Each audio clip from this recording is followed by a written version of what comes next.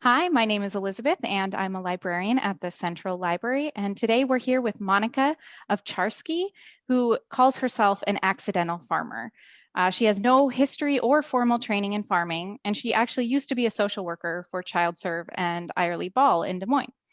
For 3 years, Monika worked with the Parks and Rec Department and got approval to transform a derelict pocket park next door to her home in the River Bend neighborhood into the first garden that Sweet Tooth Farm started growing on.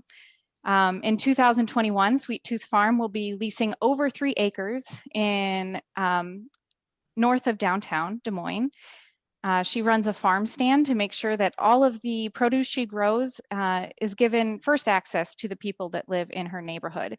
She's committed to social justice and equity in our food system and in all systems. So welcome, Monika. Thank you so much for joining us to share your Spark story today. Thank you for having me. Can you tell us a little bit more about what the work is that you do in the community? Yeah, where to start? So I think probably the thing that takes up most of my time is growing food. Um, and so I run Sweet Tooth Farm, as you mentioned. But another a huge component of growing the food is actually getting it to people who want it and need it. And so network building and getting to know people in the neighborhood is very important. And I also started a community fridge here at the farm. And that just means that there is a refrigerator and pantry in front of my garden, and it's open 24 hours a day. So that, in addition to, selling the food to the neighborhood, takes up a lot of my time. But I'm also committed and involved with in farming spaces on having crucial conversations about land access and about the barriers that not only folks my age, but people that have less privilege than I am. So Black, Indigenous, or people of color face in starting farms, even on a small scale. The barriers are incredibly high. And so that takes up a lot of time as well. But I'd say those are, I also have 3 children under 5. So, yeah, I'm a pretty busy lady. And I understand you're also president of the Junior League. So you also do a lot of work in that as well. I am. I'm the president of Junior League. I have had 1 term. Definitely did not expect my first year to be a COVID year. But such is life. So I have 1 more year left in my term. I'm also on the board of directors for the Supply Hive, which is a fairly new nonprofit that was founded last year by Zakaria Hill and Aaliyah Quinn. And I'm honored to help and serve along the people in that. And a lot of these things, it's difficult to pinpoint because a lot of them merge together and things overlap quite a bit. But I would just say that I'm pretty committed to the liberation of all people from oppressive systems, and that kind of covers it all. So how did you come to start doing this work? What's the spark that got you started in farming or getting this park transformed into a farm? Yeah, I mean, I'm thinking, I'm looking down. I can see it from my window. So my husband and I moved into the neighborhood about 8 years ago. And at that time, there was a little swing set, there was some benches, there was some play equipment.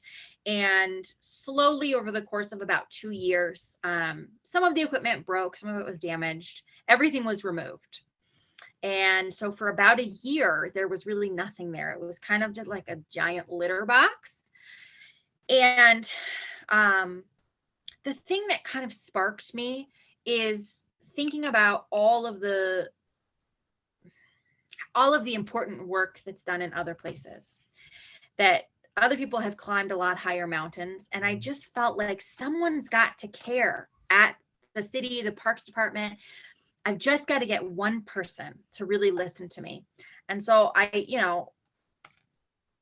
just kept calling and I kept being persistent. And I think also something that before I had my own children who needed their own breakfasts, I used to serve breakfast at Children and Families Urban Movement most mornings and help the kids get to school.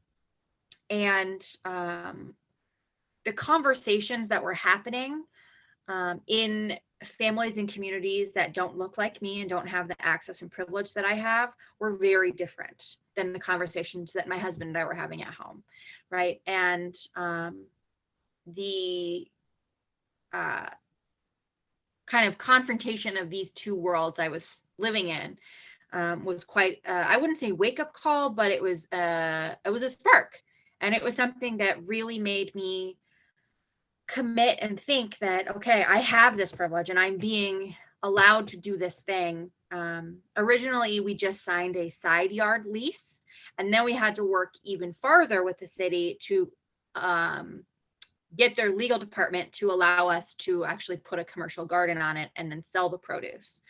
And, you know, I don't care where you are. I don't care what city you're in the world. If you give a small child a hose in the summer, they will be happy. And so I used to have the kids in the park when they would be there most of the evening that come over and kind of like water my garden and talk and chit chat and just try to get to know kind of who they were and where they lived and just be friendly. Again, the conversations around food and gaps in food knowledge, I just kind of had a realization, had a spark that this was something that I wanted to commit to doing. So you started handing out food and you were hearing conversations about gaps in food knowledge. Do you have an example of that? Like why food became the center of your focus? Even though you've never farmed before, you were brave enough to take this on as a project. What was the specific vision you had for what you wanted to accomplish around food in this community? That's a great question. So there's a lot of different summer programming that happens at CFUM, but one they used to do, and it changes every year. So I don't, AJ, don't be mad if you don't still do this. He's the communications director. And you said this is at CFUM? Yes, that's the acronym. It's Children and Families Urban Movement. They're a fantastic organization that I'm lucky is 2 blocks from me down the street. So they did like a healthy recipe club. And so I would walk down, and after the kids got out from school, we would do healthy recipes and we would make little things. And they would do the making. And we were like quick pickling. We were making some like fresh veggies. And a couple of the kids didn't believe me that like cucumbers are turned into pickles, or that the different levels of spice and peppers. Like, yeah, obviously like peppers are spicy, but the vast array of different tastes and textures and everything that is possible in vegetables, but if you really step back and look at it, if someone is never given an opportunity to learn about those things and experience those things, and if those foods are not available in the community you live in, of course you wouldn't know about them. Why would you? And if nobody is in your kind of sphere pickling or preserving foods and you're involved in that, of course you wouldn't know that, so it was a lot of little conversations I had with people and kids, and also just seeing the kind of disparate availability of food in the neighborhood. So another thing that CFUM does is they hand out dinners. Right now they do it on the corner because it's COVID, so it's all outside, but previously they had a supper club, and many, many people from the neighborhood would walk down, and that was the meal that they got that night. And so again, from somebody who has a tremendous amount of privilege, a stocked, pantry and fridge, watching kids walk 10 blocks to get a hot dinner, it's just something that to me, it seemed obvious. And a part of it too is that in the place where I live, I am so lucky to have a neighborhood that is incredibly rich in the kind of array of its residents, right? And not rich socioeconomically, but rich culturally. So we have a huge population of folks who have immigrated to the country. And last check, there were over 34 languages spoken at Moulton Elementary School. And so getting the opportunity to make a connection with someone who you may not speak the same language of, human beings have to eat, and they have to eat multiple times a day. And it's a point of connection. It's a point of community. It's a point of kind of relationship building around something that is tangible, around something that truly shows that you care about someone else. And so that really spoke to me as well. I find a lot of, maybe selfishly, I find a lot of personal joy and satisfaction in sharing food and having people enjoy food. So, Google Translate can only get me so far. Some days we work it out. But that's definitely been something as well. That's super fascinating that you mentioned the diversity in the neighborhood and the international diversity. I wonder, you mentioned that let's go back to the lack of food knowledge. Are there things that you've learned from people in the community, recipes, new foods that you've tried, and things that have enriched your own experience in your life? Absolutely. Matter of fact, I just was thinking about this today. So, a wonderful mentor and friend, Janelle Mueller, who has been in the neighborhood for 20 years and worked at Seafoam for quite a long time. Right before COVID, we had this kind of like cooking club for the grown-ups who hung out at Trinity Las Americas, and a lot of their kids were involved in the programming. It was just it was a place to build community. And so there was a group of women and a couple men who, after Thanksgiving, they had recently immigrated to the United States, and they weren't super familiar with like roasting things in ovens. And so they were super interested in roasting turkeys and roasting chickens, because they could run laps around me in many different styles of cooking, but that was something that they just hadn't had a lot of experience in. And so we had a whole schedule lined up. First, we were going to roast chickens and potatoes. We were going to learn how to make papusa and cortado. What else? We had a lineup, and I am still really upset that we didn't get to finish, because I love papusa so much. It is one of my favorite, like, walkable, portable things to eat.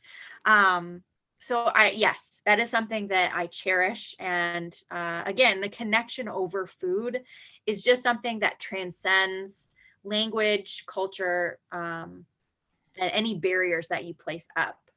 Tasty food can really break down barriers. So you've grown a lot already in the last 4 years of Sweet Tooth Farm being in existence. Already you'll have three acres, is it? And so what is your vision? Are you meeting your vision right now? What's your long-term vision for where this is going? Yeah. I think one of the huge things that is a consistent and constant struggle for new and beginning farmers is a salary, or being paid for your labor. And there's a lot of people all over, really, but there's a lot of people on the East Coast doing some really important work and trying to figure out how to create a system in which people can be paid to farm. And not just meaning just to sell, but all of the hours and hours that you put in, because people are not going to pay $6 for one tomato, right? And so in a perfect, my vision situation, I would be able to create a space where not only could I farm and grow food for my community, but I could also support anyone who wanted to start their own space or learn or kind of figure out how they wanted to farm, as an incubator and or apprentice situation, but also pay them, because we live in a society that you can't just have all the comforts, modern comforts, and also not work, right? So that would be my dream. And I may have already bought a domain for what I want to call it. I just need Des Moines Public Schools to take my babies when they get old enough, so I can work in daylight hours. But yeah, I think really having a supportive and inclusive community of farming that provides opportunities to those who want it, and provides, tools, water, all of the things that are so difficult and have had me scrapping and scraping to try to get. I want to be able to provide that to others and share all of these skills and kind of work collectively to create a jumping off point for other people to kind of realize and spark their own dreams. I am so excited to see where you take that. I mean, who in Iowa doesn't want to learn how to grow their own food, right? So I hope that there's opportunities for people to get involved with you right now. Is there any thing that people can do right now to support your work or get involved in Sweet Tooth Farm? Yeah, right now I'm trying to raise money to build a mobile farm stand, a farm stand on wheels. So, donations are always helpful. Right now we are supporting 3 other small operations, community gardens and small farms with our tools and our machinery. So all of the donations and the help that we have received and all the profits we have received have gone right back in the farm. And it allows us to share these, expensive pieces of machinery with people who don't otherwise have access. But also your time is very valuable. As I was just talking, your time and your labor is very valuable. So we are having specific days where folks can come and get their hands dirty on the farm. We have enough space, like you mentioned, that we will be able to social distance and wear masks if we're in close proximity to one another. But on an acre, you're able to kind of you get far enough away, much more than 6 feet. So we're committed to being safe in COVID. But yeah, I mean, really any words of encouragement, any of it helps. We also, you mentioned we run a farm stand, which we have for the past 3 years. And actually, just since we've emailed last, I'm excited to say that a friend and fellow Riverbend mother and I are starting a farmer's market in the neighborhood. So I'm sorry that I should have emailed you. My life's a little bit of a circus, if you couldn't tell, but it's going to be called the Heart of Des Moines Farmers Market. It will be at the intersection of 6th and Forest, going down Forest Avenue West, every Saturday from 2 to 4 p.m. You can find that on social media. And similar with my mission of farming and access and opportunity, we are making the barrier as low as we can. To be a vendor at this market, it's $5 a day, like a market. So if you want to try it out, it's $5. It's a pretty low barrier to enter that. And we're carrying insurance for everyone. So very excited about that. So you can find me and buy, I grow really good food, y'all. It's delicious. So come in and let me feed you. That would be helpful. And that's going to be starting up on what's the first day? Do you have a date? May Day, May 1st. It's awesome. Coming. Okay. And what books do you recommend? Something that's been particularly helpful for you or influential along the way? Yeah. So, I work a lot at night I don't know if, I know you have children in the library. For anyone who's listening and you don't have children, they're the light of my life, but they try to destroy my work because they're small children and playing in the dirt is fun, but mom needs her seeds to stay in the ground. So if I'm doing something, many times I have to do it in the evenings after my children are in bed. And I'm tired sometimes, many times, and I need to motivate myself to keep going. And so audiobooks are a huge way that I do that. I use the Libby app so that I don't have to pay for all the books. I use my Des Moines Public Library account. And some that I've really enjoyed recently are Heavy, an American memoir, Self-Care by Lee Stein, and Hunger, an Unnatural History. That's what I've been reading most recently. And also something that I've also really, really loved is We Will Not Cancel Us and Other Dreams of Transformative Justice by Adrienne Marie Brown. All About Love by Bell Hooks. I'm looking at my thing. I have a lot. I could keep going, but I really just find that a great audiobook can just motivate me to finish the job. A lot of things that I do around the farm are slightly tedious. It's not brain surgery. It's not rocket science, but it takes hard work and it takes persistence. And so listening to something that really is engaging my mind while my hands might be doing something tedious is very helpful for me. Well, thank you for that plug for the Libby app. It's a hugely helpful and great resource from the library. So any Des Moines resident or Windsor Heights resident can use their Des Moines library card to use that app and download ebooks or e-audiobooks. Do you have anything else you want to share? I don't know. Thank you for having me. I love the library. I've been taking my kids there. I remember being a kid before there was like internet, not to age myself too much, but going in to look at the dictionaries and look at the Britannica. And, I have always loved books, and it's an honor to talk to a librarian. Thank you so much, Monika. It's been wonderful to talk with you. You're such an inspiration. And I think what you're doing in the community is wonderful. And I hope you'll get a lot of new volunteers and new support from the community for these projects. So thank you again for joining us. And I hope everyone enjoyed the Spark Story today, and will come again next month to watch another amazing community leader. Thank you so much again. Have a good night. Bye. Bye.